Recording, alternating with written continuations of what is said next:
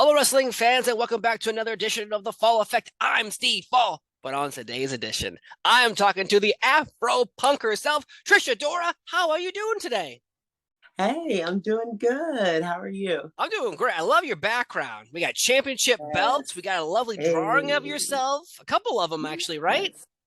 Yes, these are all fan made. Very, very nice. I have a picture of my late mother here as well. Some pictures from when I won the Pan African title. So I'm actually in the process of switching a few things out. You can Yeah. probably tell that a little bit. So Well, how important is yeah. that championship to you? Because obviously it's being presented, so that has got to be something very important to you, right? Yes, yes, it's very, very important to me. It's very representative of a lot of the hard work that I'm putting into wrestling as a whole. um, Before I started wrestling. I didn't think it was going to be easy per se, Mm. but I knew there'd be challenges. But as it stands right now, and just how far we've been able to come with this title, this was very grassroots. Such a grassroots organization that this title is for. And to have it represented all over the world, to have it be considered a world title, very, very special. So, Of yes. course. Representation obviously is one of the most important things in anything, really, professional wrestling to movies to comic books to anything. So when you see someone like yourself on TV, I read a few articles about yourself, and you were inspired by the first ever Black Women's Champion, Jacqueline. So, like, Yes. and at the time when she was champion, the women's championship was not looked at as how it is today with the Charlotte Flairs, the Becky Right. Lynches. Yet here we are in today's world with Bianca Belair, as your current champion in the WWE. That's got to be huge for you because growing up, obviously, it's hard to find influence when people on TV don't look like you. Yeah, that's so true. Honestly, like I watched wrestling like it was a TV show. And it kind of was. It was something that I was watching other people do. It didn't even click in my head that it was something I could even do until I saw her. And I was like, yeah, right. It didn't even click. I don't even know why. Just not seeing myself, it just definitely felt like I was watching something for others, Of you know. course. But let's start from the beginning. How did you get into wrestling? Was it a friend, a family member? Were you channel surfing?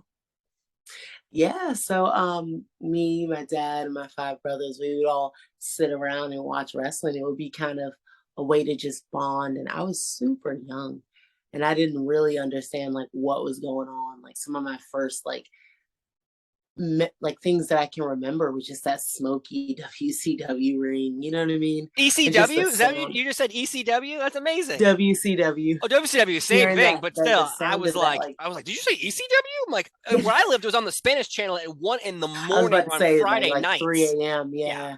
You'd have to catch it if you caught it, you know what I yeah, mean? yeah. Or you try to set your VCR and I just totally aged myself, but try to save, Try to record try over it. to get a record, and then you're like, I only have one tape, and I don't know. Yeah, the challenges of being a kid from the '90s versus a kid in today's world. They're like, I missed that. Well, I'll just go on demand. I'll just go on YouTube. Yeah, I'll just right. go on this. YouTube. I'll just go on this. It's like it's insane. So that's amazing. You had five brothers. So when you're Mhm. watching wrestling, hopefully they weren't trying the moves on you. They were trying them on each other. You know what? This must be like a rite of passage for anybody that watched wrestling when they were a kid. Because I'm like between the figure four and like all these moves, you would just get put in everything all the time. I got 3D so many times. As like a kid, I absolutely got 3D. Got suplexed a bunch, like really, really crazy stuff. We were very, very rough kids. A lot of rough housing, but Well, yeah, if you put on wrestling, I have a 2 year old and a 5 year old, and recently I started putting on wrestling in front of them, and then my son immediately is like, he's like talking about dropping elbows on people. I'm like, no. oh boy, my wife comes around. What are you watching? Nothing. I'm watching Bluey. I'm like, we're Yeah. not watching wrestling. What are you talking about? That's amazing. Growing up, obviously, with all his brothers, must have been a blast with watching wrestling. But you're right. The figure four, I feel like the figure four and the Boston Crab are like the two moves that Mm. everybody got put into or put on someone and was like, hold on, I just want to try something really quick. And then you Yeah, lock real them in. quick. Let me see if this really hurts. I was like, yes, yes. Right. That really get off me. I can imagine that must have been a fun but challenging upbringing. Mhm. Oh man, that sounds like a blast. But yet here we are. That's the past. Let's talk about the future. August 21st, Beyond Wrestling, Americanrana. Love that name, by the way. Blackout, Yeah. Worcester, Mass, my backyard. You're gonna be here. Now, Yes. what's it like if someone has never watched you yourself as your character, Afro Punk, in Beyond Wrestling? What is the expectations to see someone like yourself in Beyond Wrestling? Well, honestly, I'm definitely feeling more of a hometown advantage, even though I'm not from that area. You know, I do have a brother that lives in the Boston area, and so he always comes through and shows love. So it feels like such a home court advantage. It feels like a family affair whenever I get to wrestle in Worcester, especially when I get to wrestle for Beyond too. Like some of the first times where I really felt like a big deal, you know, where I was really put on a grand stage was at Beyond. You know, they were one of the first companies to really just kind of take a chance on me. And I'm making sure I run every single time. I'm making sure I'm doing laps every single time. I'm making sure I'm hard to catch every single time. So that's what you can expect from me in a Beyond ring. Oh man, I am pumped up, and you do have a huge match against Mm. Lufisto. And again, this women's wrestling is like on fire right now in all organizations, and having you to go at it in the ring. What can fans expect? Are we gonna? Is there gonna be some figure fours on each other? I know, right? It could be. You know, Lufisto is one of the most legendary, like independent women wrestlers. You know, she's a trailblazer. She is the innovator of intergender wrestling. You know, who I take a part of. You know, intergender wrestling. So just to be across the ring from her for the very first time too, it's just going to be very interesting. She has such a smash mouth style, you know, very hard hitting. But you know, I don't mind taking a couple punches. I'm no slouch, but I definitely plan on tying her up in a knot. Figure four style, of course. Absolutely, yes. You brought up intergender wrestling. I like that topic a lot because some people are so offended by intergender wrestling, and some people go, "Well, why? What's this? It's the evolution of wrestling. If we're trying to say everyone's on the same playing field, but you're not fighting each other, well, are we on the same playing field?" Right. You know, I mean, that's how I see it. And honestly, I was kind of introduced to wrestling at the time where, you know, WWE was having a like China and Jacqueline wrestle men. One of my favorite matches of all time. It stands. Oh my gosh, to this day, Jacqueline versus Crash Holly. It's a very short. The match is like just under 5 minutes, and it's on YouTube, and it's literally the I can't believe there, like it's just such a believability and such a psychology to everything.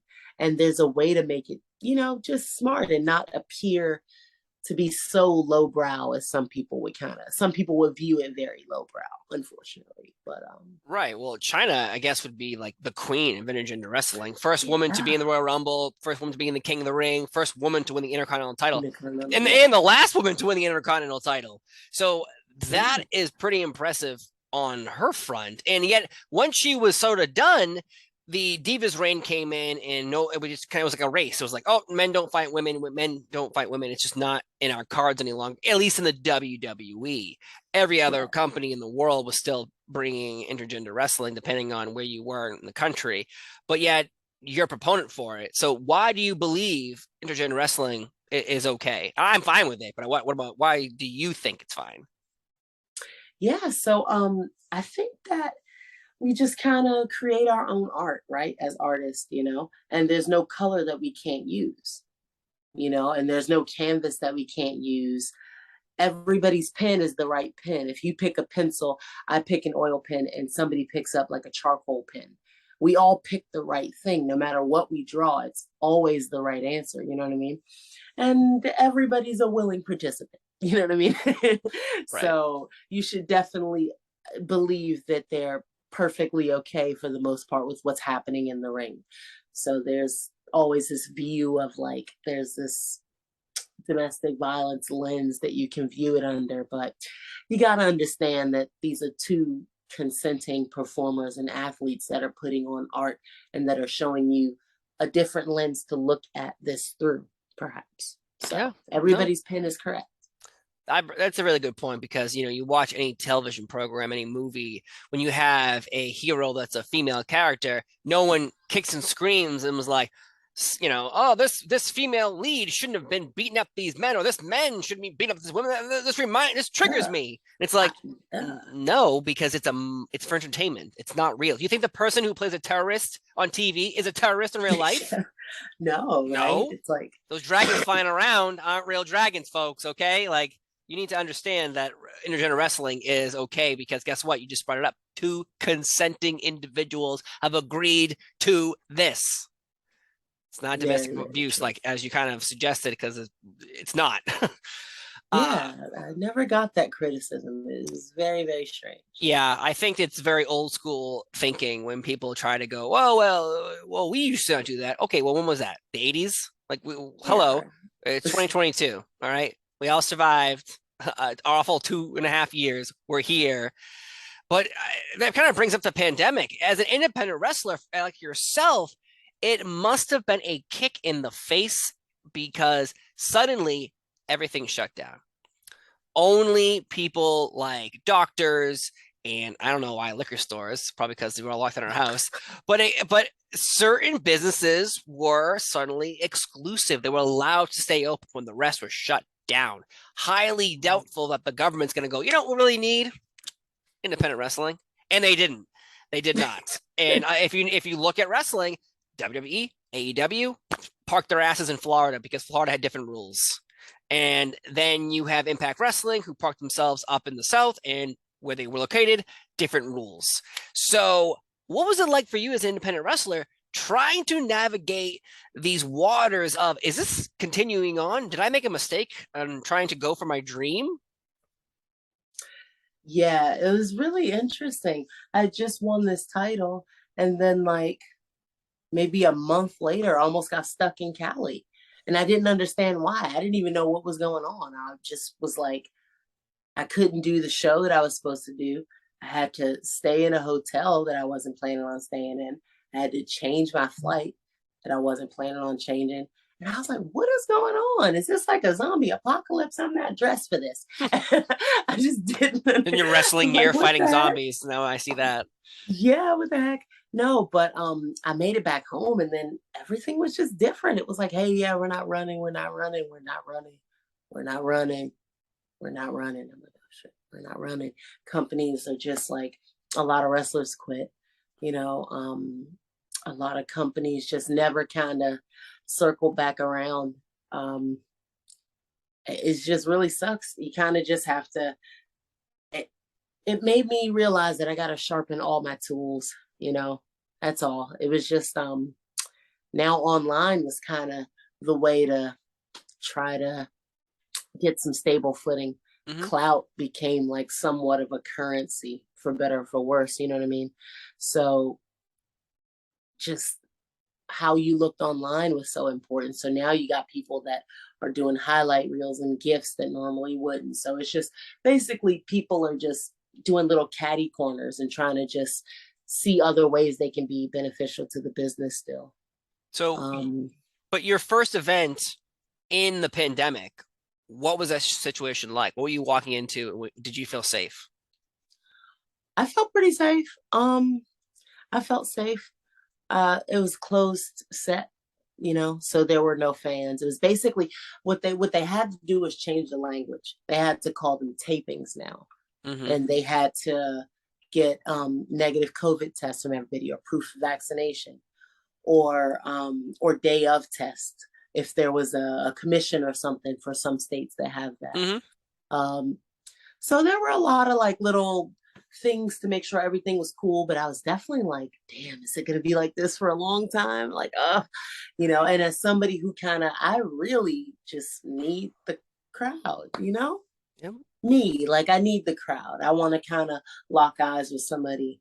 You know, I want to reach out to a little kid. I want to be like in the middle of just like the throes of everything and just look over and see some kid like You know what I mean? That's cool to me. I need that feeling. Like that was currency to me, you know? Yeah. So to not It, have that, I was like, ugh, but but I cannot imagine the pressure put on yourself because you have to keep your lights on in your house. You have to put food on your yeah, table. You have to continue yeah. on. So was there ever a decision during the pandemic that you said to yourself, you know, I think I got to back out of this. I think I need to go, get a real job. Because it seemed like this was never going to end. So in a crazy world of wrestling, especially independent wrestling, it's up and down. You could be doing really well one day and break your leg, and guess what? That company you're working for ain't gonna help you. Yeah, that's true. That's true. So, Um, was there ever a chance of you walking away? there wasn't really. I'm scrappy. You know what I mean? I'll figure myself out. I've spent my whole life just kind of making sure I could figure myself out. For better or for worse, honestly. So I wasn't really in the mood to ask for help. I was really in the mood to be like, all right, cool, cool. Everybody's slowing down, but not me. How else can I? Maybe I'll post more because I wasn't posting a lot before. Mm, And then that helped me grow online. And then growing online is currency. They see you have a large following and they're like, oh, they see people listen to what you have to say. They're like, oh, they see that you've branded yourself. I've started to sort of have an overall branding for myself across all social media of platforms. course. And it looks nice and neat. It looks like a pretty little bow right on, you know what I mean? And Hmm. it's easy to digest. And that's what made things just kind of change for me. Things just kind of went up from there. So I was able to, I don't know, just kind of get scrappy and not quit, you know. Of It course. wasn't really until things started to settle up in the world, so to speak, that I got a job bartending. So now I just do that part time, but really it's just to, have something on the books. So Of course, it's. I imagine it's very interesting to file taxes as an yeah, independent it's contractor because hard. it's very hard because obviously taxes Keep up are with your not paperwork. involved with your money being given to you through promoters. I'm guessing cash or or checks. So Hmm. it's very hard to explain where did this money come from that's in your bank account that you don't have a job to get. You know, Right. the government doesn't like Yeah. that very much. They do not like that very much. Though 6 years of active duty in the army. Thank you so much for your service, by the way. That's Yeah. incredible. But after you were done, though, what really began your journey to become a professional wrestler? Because it seems like you could have kept going the pathway of being in the army and just stay there forever, Yeah. which some people do, and but yet you chose a different route. Why did you leave the army to try to achieve your wrestling dream?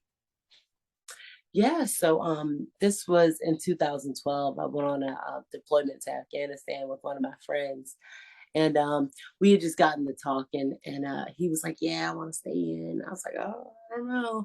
After a while, I was just kind of like,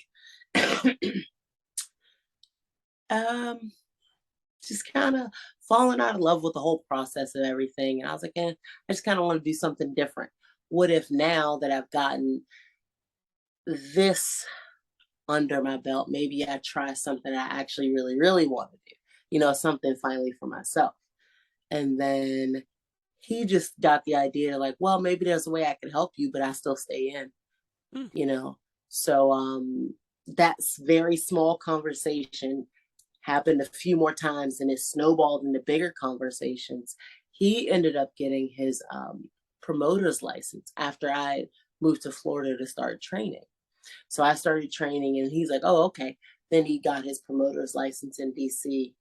And then he starts making sketches for titles.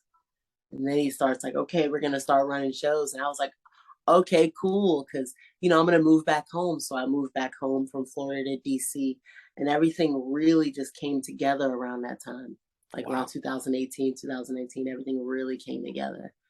that's crazy. So Just yeah, it took a took a long time, but just a small little conversation splintered off into Yeah. promoter's license, sketching of titles. You trained to become a professional wrestler. Now Yeah. you were on AEW. You took on Mercedes Martinez for the Ring of Honor Championship belt, the women's title. Like Yes. there's a difference between, oh, I'm in Afghanistan and talking about becoming a wrestler, talking about it. Who doesn't talk about achieving dreams? I want to be an astronaut. But then you get out, you train, and then suddenly AEW TV, Mercedes Martinez, Ring of Honor Championship. How did that deal come to be? Who reached out to who? How does this even come to be? You know what? Um, Honestly, clout is interesting currency, and that's for better or for worse. I don't, I can't make too much commentary on that, but um, for better or for worse, they see the videos online and they see like it's almost like a ripple. I start sharing it enough, a couple other people share it, and it really just things take off. And so people see clips of you, people hear your name everywhere, people see your pictures, your pictures go viral, and it really just starts there. People hear of your work, they work with you once, and then they end up somewhere, and then Mm. you work with someone else, and then they end up somewhere, and then the two of them are in the same room talking about you for about an hour about how much fun you were and stuff like that. And that's kind of how those things start. So it's a lot of things. It's online, sure, and then it's a lot of people in these positions that just put your name out there, which is really kind. So So it do you have happens a lot of ways. do you have a name? Like, was it? I know Christopher Daniels reaches out to a lot of people, the Fallen Mhm. Angel, but was he the one who reached out to you or someone else? No, it wasn't him. They actually have someone who's in charge of like reaching out to scout like certain talent Hmm. for certain work. So Sean Dean, the captain, the nicest Oh. guy. Yeah, so we have that military bond. He's in the Navy, I was in the Army, so we salute each other whenever we see each other. So I just saw him at a show in North Carolina, maybe like about 2 weeks ago. So it's all love for sure, but he definitely reaches out, and if they're ever in like the area, like he's just like, hey, if you're free, and I was like, hey, I'm free. It's very much a buddy system. So I'm That's appreciative of that. That's amazing. The captain. That's incredible. Yeah. Though, what was it like taking on Mercedes Martinez? I recently interviewed her for NBC Sports Boston right before Ring of Honor's Death to Dishonor, and no, Death before Dishonor, and she obviously retained her championship belt. But Mm-hmm. maybe if second time around she'd lose it again to you. I don't know. But what was it like taking on Oh, her? it's so cool. She's in the same vein as Lufisto. She's been cutting her teeth on the indies for like what, like almost like over 20 years, I if believe, I'm not yeah, mistaken, I or think she or started very in close to that. 2000, so she's actually 22 years. Yeah, that's just that amount of time put into anything. You're you're a professional. You're very close to mastery. You understand what needs to be done at every level. And she's been on every level. She's been on the independent. She's worked with every wrestling promotion, you know what I mean? Pretty much Yeah. everywhere. She's been all over the world. And I'm just honestly, I'm in awe that I got to shake her hand. It's really cool to do. I'm hoping I get to do that again soon, very, very soon. Well, I believe there's a women's revolution happening more so than there was, when we go back to say Four Horsewomen or Emma and Paige or Gail Kim and Awesome Kong. Like there Mhm. is a revolution happening, and I think there's plenty of room for everybody right now. And because I think online, we talked about VHS tapes a little while ago and finding ECW at 3 in the morning on the Spanish channel. But with YouTube, if you miss it, you can go back and watch it. Mhm. I can type your name in right now on YouTube and find boom. Oh, look at that. Look at that. Look at that. Look at that. Look at that. Not go, oh, I missed that match. I can never watch it again. I gotta buy the pay-per-view for $40 to even see this match. No thanks, a lot of people would say. But the fact that your matches are on YouTube allow newer and older audiences to discover you. So I guess that's opening a lot of doors for you, I'm assuming, right? Yes. There's been a lot of views, excuse me, a lot of the YouTube views and a lot of the YouTube comments. Pretty much every promotion that I work for has a YouTube channel, pretty much. Yeah. So they all like sometimes put matches there. So there's so much, like there's so many ways for people to see your matches. There's Fight TV, there's Title Match Network, there's IWTV, which is Independent Wrestling TV, which is super dope. It's pretty much like Netflix for like independent wrestling. It's really cool. Yeah. Yeah. It's a really cool concept actually. And then YouTube. So it's really cool. And even the Peacock Network, if you work for certain companies. So that's a lot of places to be seen. So the fact that some of those are free, big bonus. Did I see your face on a Progress thumbnail? Yeah. On Peacock?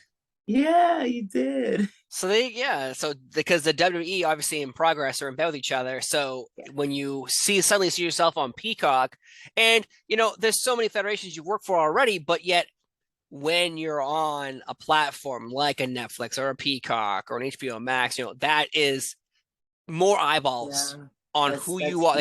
Someone might see you and go, I don't know what she's about, but I like her look, or I like her style, I like her hair, I like her clothes. There's something about you that someone will gravitate towards. So being on Peacock obviously is a huge benefit to you, because there you are in a thumbnail next to Stone Cold Steve Austin, or next to The Rock. So how important that is for you to see your face, because obviously as a lifetime wrestling fan and in training and becoming one as well, you're on Peacock next to Steve Austin and The Rock. That must feel pretty good. Yeah, it's really cool, to be able to be in certain places, to be in certain situations. A lot of people think that maybe that's not like an independent wrestler shouldn't be there. Like there's a very firm separation between TV and independent wrestling. There's a firm disconnect, and there's just doesn't really always feel like there's a lot of meeting in the middle, so to speak. So to be an independent wrestler and doing I don't want to say that I'm doing it on my own per se, because it definitely takes a village and you really can't do much on your own in this industry. But what I'm saying is that being in the position that I'm in, I'm so grateful and I'm so happy, and I'm hoping this sheds a really good light that it's okay to take a chance on independent wrestling. It's okay to, to watch independent wrestling. Like I don't consider it lowbrow. No. Yes, it's in a bingo hall, but it's the coolest shit you'll ever see if you go. Of course. Tickets are $10, man, and it'll be the coolest thing you ever seen. Yeah. And you're able to support somebody local.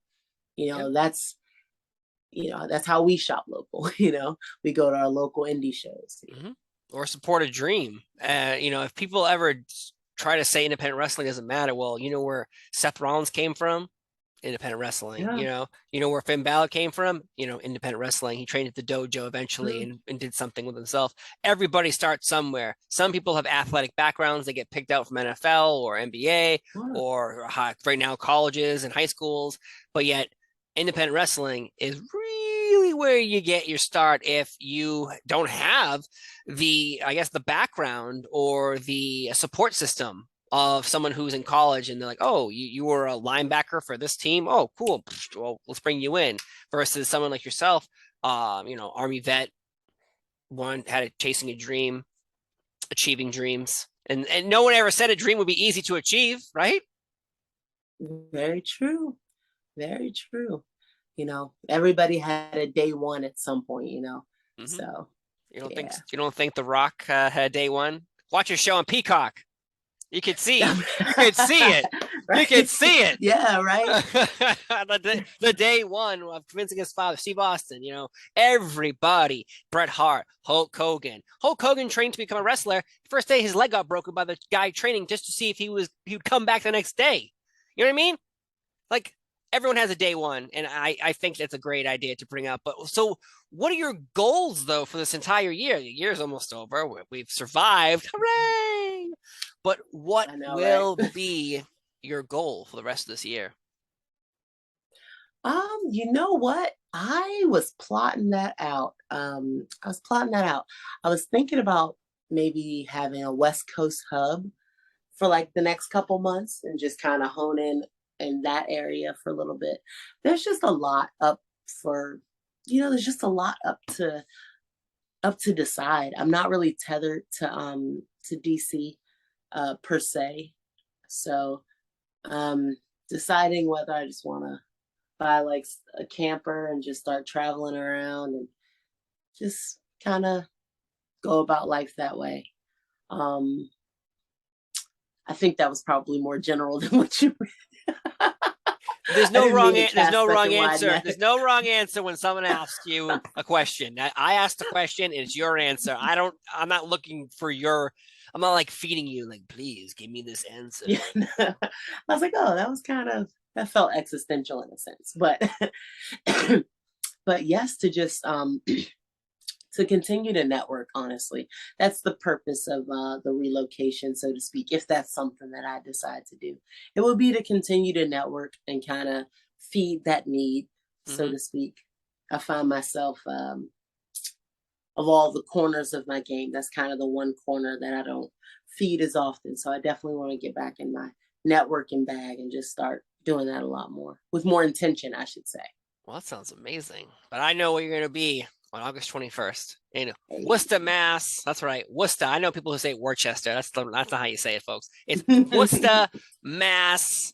I cannot wait. Beyond Wrestling presents Americanrana, which is the greatest name ever in the history of wrestling names. Sorry, WrestleMania, you get thrown out the window. Americanrana, Blackout. It's going to be great. It's coming up this weekend. I'm pumped. You're pumped. We're all pumped. And I gotta say, huge shout out to Beyond Wrestling because, you know, it's tough to be in the wrestling business and creating opportunities for so many people like yourself. It's great. I'm so happy and I'm so pumped. And I'm very happy that you were here as a guest. It's very exciting to talk to you. So, folks, the show is done. We are kaput. I cannot wait for this weekend's show. I'm pumped up. Beyond Wrestling. Again, August 21st. Let me hit you over the head with it one more time. Folks, I've been Steve Fall. She's been the Afro Punk. We've had a great time talking, and we'll see you next time for another edition of The Fall Effect right here. Bye.